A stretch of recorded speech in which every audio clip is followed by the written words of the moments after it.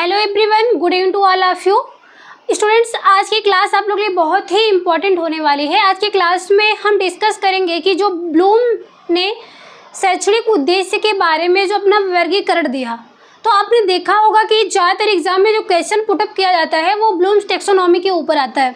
लेकिन जब ब्लूम्स का टेक्सोनॉमी ये दिया गया था, वर्गीकरण दिया गया था, इसमें सिर्फ एक ही पक्ष नहीं दिया गया था, बल्कि इनके साथियों के द्वारा मिल करके इस कार्य को पूरा किया गया था।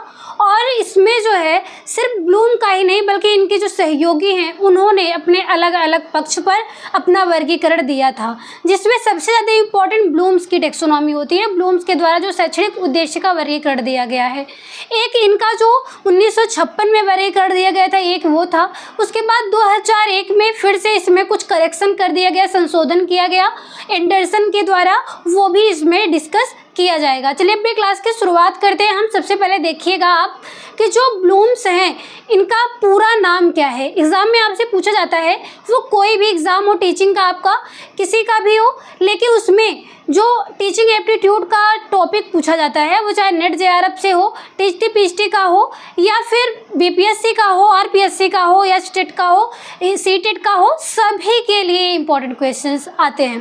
तो देखिएगा सबसे पहले कि जो ब्लूम्स हैं उनका पूरा नाम क्या है और इन्होंने अपना वर्गीकरण कब दिया था। तो देखिए, ब्लूम के शैक्षणिक उद्देश्य का जो वर्गीकरण दिया गया था वो बेंजामिन ब्लूम के द्वारा सन 1956 ईस्वी में दिया गया था। ब्लूम का पूरा नाम, ब्लूम्स जो है उनका पूरा नाम है बेंजामिन ब्लूम। इन्होंने ये वर्गीकरण 1956 ईस्वी में दिया था। आप एक एक पॉइंट को अच्छे से समझते जाइएगा और इसको नोट करते जाइएगा। तो देखिएगा, ये जो ब्लूम टेक्सोनॉमी है ये ब्लूम के द्वारा लिखी गई एक पुस्तक है जो 1956 में लिखी गई थी, जिसका नाम था शैक्षणिक उद्देश्यों का वर्गीकरण। शैक्षणिक का मतलब होता क्या है कि जब टीचर और स्टूडेंट्स के बीच में जो क्रिया होती है, अध्यापक के द्वारा पढ़ाया जा रहा है, स्टूडेंट उसे पढ़ रहा है, तो ये जो क्रिया प्रतिक्रिया हो रही है ये शिक्षण कार्य होता है। और इसके बीच में क्या निर्भर करता है, किसके ऊपर डिपेंड रहता है कि जो हमारा सिलेबस होता है, करिकुलम होता है, को करिकुलम होता है, इन सभी के मध्य में ये क्रिया स्थापित की जाती है, जिसे शैक्षणिक कार्य कहा जाता है। तो शैक्षणिक उद्देश्यों का वर्गीकरण जो है क्लासिफिकेशन ऑफ एजुकेशन ऑब्जेक्टिव्स नामक पुस्तक है, बेंजामिन ब्लूम की 1956 में लिखी गई थी और उसी में इन्होंने अपना वर्गीकरण दिया था। वर्गीकरण जब ये कर रहे थे तो इनके सहयोगियों के द्वारा मिलकर के 3 वर्गीकरण किया गया, जिसमें कॉग्निटिव पहले दिया गया। कॉग्निटिव मतलब होता है संज्ञानात्मक पक्ष। इसके बाद है अफेक्टिव डोमेन जो दिया गया है, अफेक्टिव एस्पेक्ट जो दिया गया है, इसका मतलब है कि भावात्मक पक्ष। यानी कि संज्ञानात्मक में आप देखते हैं कि जब आप कोई भी चीज़ अपने मस्तिष्क के द्वारा सीखते हैं, सोचते हैं, या वे अपने माइंड में किसी बात को बार बार याद करते हैं, ये सारी चीज़ें किसके अंतर्गत आती हैं? कॉग्निटिव के अंतर्गत आती है, संज्ञानात्मक पक्ष के अंतर्गत आती हैं। लेकिन वहीं पे जब आप अफेक्टिव एस्पेक्ट्स की बात करते हैं, यहाँ पे फीलिंग्स, इमोशंस, ये सारी चीज़ें दिखाई देती हैं। इमोशंस का मतलब क्या है, फीलिंग क्या है, ये जो संवेग हैं, संवेग के ऊपर इसमें डिस्कस किया जाता है। इसके बाद है साइकोमोटर। मोटर से क्या समझ में आ रहा है, यहाँ पे किसी मशीनीकरण की बात नहीं की जा रही है, सिर्फ और सिर्फ यहाँ पे जो है साइकोमोटर की बात की जा रही है, यानी कि मनोगत्यात्मक पक्ष की बात की जा रही है। गत्यात्मक का मतलब होता है जहाँ पे आपके शरीर के द्वारा कोई एक्टिविटी की जाती है, दिमाग के द्वारा नहीं, और फिर इमोशंस यानी कि संवेग के द्वारा नहीं, बल्कि किसके द्वारा, आपके शरीर के द्वारा एक्शन किया जाए, कोई वर्क किया जाए, तो ये क्या है, साइकोमोटर के अंतर्गत आता है। इसमें एग्जाम्पल में आपको ये भी बताया गया, हेड, माइंड, थॉट, ये सब जब बातें आती है ये कॉग्निटिव डेवलपमेंट के अंतर्गत, कॉग्निटिव एस्पेक्ट्स के अंतर्गत आती हैं। फीलिंग, इमोशन जो है वो अफेक्टिव के अंतर्गत आती हैं, और फिर एक्शन और डूइंग जो लिया गया है ये साइकोमोटर या कोग्निटिव क्रियात्मक पक्ष के अंतर्गत आती हैं। इसे शॉर्ट में आप जो है कैप के नाम से भी याद कर सकते हैं। देखिएगा, CAP, कैप के नाम से आप इस वर्गीकरण के 3 पक्षों को समझ सकते हैं। C से कॉग्निटिव, उसके बाद है A से अफेक्टिव, P से क्या बताया गया है, साइकोमोटर। इतना समझ में आया। और इसका जो एग्जाम्पल बताया गया है समझने के लिए वो बहुत ही नॉर्मल समझाया गया है। इसमें से आप हेड को ले लीजिए, याद करने का ट्रिक है। हेड है हर्ट है, हर्ट यानी कि हृदय के द्वारा जो आपके इमोशंस है, फीलिंग्स है, हर्ट हो गया। और फिर एक्शन की अगर बात की जाए, आप वहाँ पे हैंड का नाम रख दीजिए, यानी कि 3H ट्रिक में आप 3H के नाम से इसको याद कर सकते हैं। और फिर ये पुस्तक के नाम आपको बता दिए गए।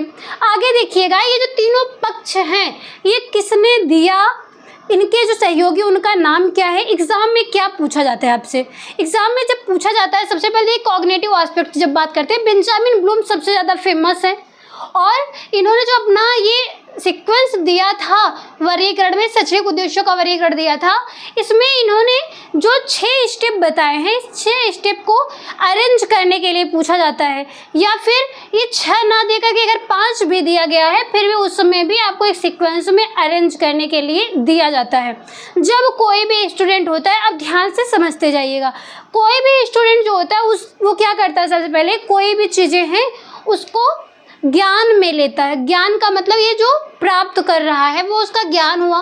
फिर कम्प्रिहेंसिव मतलब उसको समझ रहा है, वो समझने का प्रयास कर रहा है, समझ रहा है। फिर एप्लीकेशन, जो उसने समझा है उसे कहीं पर अप्लाई कर रहा है, एप्लीकेशन कर रहा है, उसकी अनुक्रिया कर रहा है कहीं पे। और फिर एनालिसिस, एनालिसिस का मतलब है उसे तोड़ तोड़ करके, यानी कि उसे खंडित करके उसे समझने का प्रयास करता है, एनालिसिस करता है, समझता है कि ये चीज़ जो है प्रेजेंट टाइम वो कैसी है और इसकी तुलना में कोई और चीज़ें हैं तो वो कैसी हैं, तो ये एनालिसिस करता है। इसके बाद है सिंथेसिस। सिंथेसिस का मतलब होता है इसके पहले इसने एनालिसिस किया था, तोड़ तोड़ के समझने का प्रयास किया था, और फिर सिंथेसिस का मतलब है संश्लेषण करना, उसे जोड़ने का प्रयास करता है। उसके बाद लास्ट में इवैल्यूएशन का मतलब होता है मूल्यांकन करता है कि उसने जो भी ग्रहण किया, जो भी संश्लेषण किया है वो सही है या फिर नहीं सही है। ध्यान से फिर से देखिएगा, सबसे बेसिक जो है वो नॉलेज है, कम्प्रिहेंशन है, एप्लीकेशन, एनालिसिस, सिंथेसिस और इवैल्यूएशन। सॉरी, यहाँ पे एजुकेशन हमने लिखा है, जबकि यहाँ पे क्या होगा, इवैल्यूएशन। इसको मिटा दीजिएगा आप लोग, देखिएगा इवैल्यूएशन। इवैल्यूएशन का मतलब होता है मूल्यांकन। ठीक है, ये जो स्टेप बताया गया आपको, इसको अरेंज करने के लिए एग्जाम में आपको दिया जाता है। आपसे ये भी पूछा जाता है कि ये किस आधार पे आप मतलब कि दर्शाते हैं, तो ये त्रिभुज के आकार में दर्शाया जाता है। सबसे ज़्यादा क्या है, ज्ञान, नॉलेज नीचे, फिर उसके बाद कंप्रीहेंशन, एप्लीकेशन, एनालिसिस, सिंथेसिस और इवैल्यूएशन। इसे समझने के लिए आपको बताया ज्ञान है, समझ है, अनुक्रिया, विश्लेषण, संश्लेषण और फिर मूल्यांकन, ये इसका हिंदी वर्जन है। इसके बाद इसे आप समझने के रूप में ले सकते हैं, किस प्रकार से आप समझ पा रहे, अपने दिमाग में इसको स्टोर कर पा रहे, उस आधार पे लर्न, कोई चीज़ आप लर्न करते हैं, अंडरस्टैंड उसे समझते हैं, यूज उसे अपने जीवन में, अपने लाइफ में उसका आप यूज कर रहे हैं। फिर कंपेयर करते हैं कि जो कार्य हम कर रहे हैं वो सही है या फिर नहीं, या फिर दूसरे व्यक्ति का सही है, जो उसने बताया है कोई भी थियरी या कोई भी चीज़ है वो सही है कि या मेरा सही है, कंपेयर कर रहे हैं आप। उसके बाद क्रिएट, दोनों कंपेयर करने के बाद मेरा सही है या फिर दूसरे व्यक्ति का सही है, क्या नॉलेज दिया गया वो सही है या फिर नहीं सही है, आपने कंपेयर किया, फिर से उसे क्रिएट किया, कुछ नया, दोनों को मिला करके कंपेयर करके कुछ नया क्रिएट किया, आपने कुछ नया बनाया। उसके बाद लास्ट में आपको कोई रिजल्ट प्राप्त होता है, आप मूल्यांकन कर पाते हैं, इवैल्यूएशन कर पाते हैं। यही बातें आपको डिटेल्स में यही बताई गई हैं। ब्लूम्स के टेक्सोनॉमी में आपको यही चीज़ें देखने को मुख्य रूप से मिलती हैं। और इसके बाद आप ध्यान देखिएगा, आपको 2 वर्ड और देखने को मिलते हैं, हॉट्स एंड लॉट्स। हॉट्स और लॉट्स क्या होता है, इसको ध्यान समझिएगा। आपके नेट जेआरएफ के एग्जाम में, सीटेट में ये सारे जो टॉपिक हैं, एक एक छोटे छोटे पॉइंट आपके एग्जाम के पॉइंट ऑफ व्यू से बहुत ही इंपॉर्टेंट है, इसलिए आप इसको जरूर नोट करिएगा। हॉट्स है और लॉट्स है। लॉट्स का मतलब होता है लोअर ऑर्डर थिंकिंग, हॉट्स का मतलब होता है हायर ऑर्डर थिंकिंग। दोनों क्या है, ये जो इन्होंने अपने वर्गीकरण में ये 6 स्टेप बताए, निचला जो 3 है उसे लोअर ऑर्डर थिंकिंग और ऊपरी जो 3 बताया गया है उसे हायर ऑर्डर थिंकिंग बताया गया है। यानी कि कोई व्यक्ति है जो निम्न स्तरीय चिंतन कौशल करता है उसे लॉट्स कहा जाता है शॉर्ट में, और जो उच्च स्तरीय चिंतन कौशल जो उसके अंतर्गत होता है वो क्या होता है, हायर ऑर्डर थिंकिंग होता है, हॉट शॉर्ट में कहा जाता है। इतना समझ में आया। फिर इसके साथ ही साथ आप बेंजामिन ब्लूम्स के द्वारा जो वर्गीकरण दिया गया था उसका संशोधित जो रूप बताया गया था, मुख्य रूप से उसमें बस 3 जगह पे आपको डिफरेंट देखने को मिलता है। सेम यही चीज़ें हैं। बेंजामिन ब्लूम ने बताया था कि सिंथेसिस के बाद इवैल्यूएशन होता है, लेकिन इन्होंने क्या बताया, जो कॉग्निटिव एस्पेक्ट का 2001 में संशोधित रूप आया था, एंडरसन के द्वारा दिया गया था, इन्होंने 5वें स्थान पर सिंथेसिस के स्थान पर इवेल्युएट कर दिया, यानी कि पहले मूल्यांकन कर लिया सही है या फिर नहीं सही है, और फिर अगर नहीं सही है तो उसे संशोधित करके फिर से क्रिएटिव रचना की जाती है। क्रिएटिव का मतलब होता है कोई रचना करना। तो यहाँ पे इन्होंने पहले विश्लेषण के बाद पहले रचना कर लिया, क्रिएट कर लिया, फिर इवेल्युएशन किया है बेंजामिन ब्लूम ने। लेकिन एंडरसन ने जो संशोधित रूप इसका दिया था, उन्होंने क्या बताया था कि पहले इवेल्युएशन किया जाता है, मूल्यांकन किया जाता है, कोई कमियां अगर पाई जा रही है तो उसमें संशोधन किया जाता है, संशोधन के बाद क्रिएटिव यानी कि फिर रचना की जाती है। तो यही दोनों स्टेप को इन्होंने ऊपर नीचे कर दिया था। इसके बाद ये जो नॉलेज था, ये पहला स्टेप था। नॉलेज की जगह पे इन्होंने रिमेंबर कर दिया था। रिमेंबर मतलब याद करना। ये इन्होंने रटने के ऊपर ध्यान दिया। जैसे कोई छोटा बच्चा है, वो प्राइमरी स्तर पर कोई चीज़ लर्न करता है, याद करता है, रटने की कोशिश करता है, उसके ऊपर स्टेप पे जाता है वो समझता है, उसके ऊपर स्टेप पे जाता है वो कुछ क्रिया के द्वारा सीखता है। सेम यही चीज़ें आपको स्टेप बाय स्टेप समझाई गई हैं।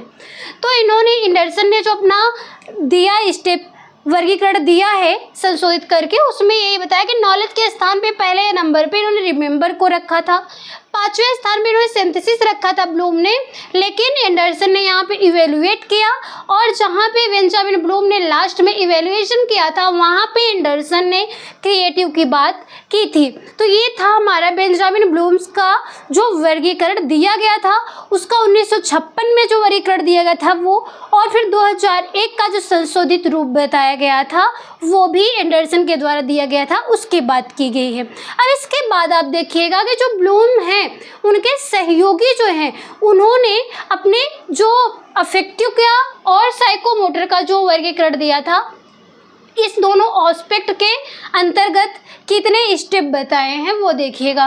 यहाँ पे इन्होंने जो बताया था संज्ञान की बात की थी, संज्ञानात्मक थिंकिंग की बात की थी, लेकिन जो अफेक्टिव की बात है यहाँ पे जो बताया गया वो भावात्मक पक्ष की बात की गई थी, जिसमें देखिएगा सबसे पहला स्टेप है रिसीविंग आग्रहण, इसके बाद रिस्पॉन्डिंग अनुक्रिया, वैल्यूइंग आकलन, ऑर्गेनाइजेशन माने संगठन, इसके बाद कैरेक्टराइजेशन बाय ए वैल्यू, वैल्यू का मतलब होता है कोई मूल्य है। इनका कहने का मतलब जो अफेक्टिव एस्पेक्ट दिया गया था ब्लूम के जो मित्र थे क्रैथवाल मारिया के द्वारा दिया गया था, ये अफेक्टिव एस्पेक्ट। इन्होंने बताया कि कोई भी चीज़ें अगर संवेग में आती है, सबसे पहले उसको आग्रहण किया जाता है, फिर अनुक्रिया होती है, फिर उसका आकलन किया जाता है कि सही है या फिर नहीं सही देखा जाता है, फिर उसके बाद संगठन किया जाता है उसे सुधार के लिए, और फिर लास्ट में मूल्यों का वैशिष्ट्य किया जाता है। ये किसके द्वारा दिया गया था? क्रैथवाल मारिया के द्वारा दिया गया था। फिर साइकोमोटर जो एस्पेक्ट है ये सिम्पसन व हैरी के द्वारा दिया गया था। ये भी कौन थे? ब्लूम के सहयोगी थे। इन्होंने अपना जो बताया साइकोमोटर एस्पेक्ट, इसका मतलब है क्रियात्मक पक्ष को भी स्टेप बाय स्टेप बताया।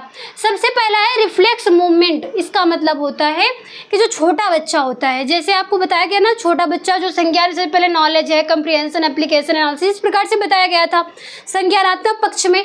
उसी प्रकार से सिम्पसन ने जो है क्रिया के बारे में बताया। सबसे पहले इन्होंने बताया रिफ्लेक्स मूवमेंट, यानी कि छोटा बच्चा जो है कोई भी चीज़ आप अगर करते हैं, रिफ्लेक्शन मूवमेंट करता है, अपने पंजों को सिकोड़ता है या फिर आँखों को खोलने की कोशिश करता है, इस प्रकार से अपनी क्रियाएं अनुक्रिया करता है। इसके बाद बेसिक फंडामेंटल दिया गया, आधारभूत अंग संचालन दिया गया, कोई बेसिक चीज़ें होती है उस प्रकार से अपने हाथ पैरों के द्वारा क्रिया करता है। फिजिकल एक्टिविटी, फिर शारीरिक योग्यता उसकी हो जाती है, फिर अपने हाथ पैरों के द्वारा वो गति करना प्रारंभ करता है। इसके बाद है परसेप्चुअल एबिलिटीज दिया गया, प्रत्यक्षीकरण योग्यता, यानी कि अब प्रत्यक्ष रूप से वो कार्य करना प्रारंभ कर देता है। फिर लास्ट में नॉन डिस्कसिव कम्युनिकेशन दिया गया, जो सुसंबंध या सांकेतिक संप्रेषण की बात की है। तो ये जो दिया गया है ये दोनों आपका अफेक्टिव एस्पेक्ट और साइकोमोटर एस्पेक्ट, ये बहुत इंपॉर्टेंट नहीं है जितना इंपॉर्टेंट आपके लिए बेंजामिन ब्लूम की बातें दी गई हैं। आई होप ये क्लास आपको समझ में अच्छे से आई होगी। अगर अच्छे से नहीं समझ में आया किसी पॉइंट पर तो आप जो कमेंट बॉक्स में अपना जो है फीडबैक अवश्य दीजिएगा, उसका सलूशन आपको नेक्स्ट क्लास में मिल जाएगा, उसका रिप्लाई किया जाएगा। मिलते हैं आप लोग से इसी प्रकार से नए टॉपिक के साथ नेक्स्ट क्लास में, तब तक के लिए धन्यवाद।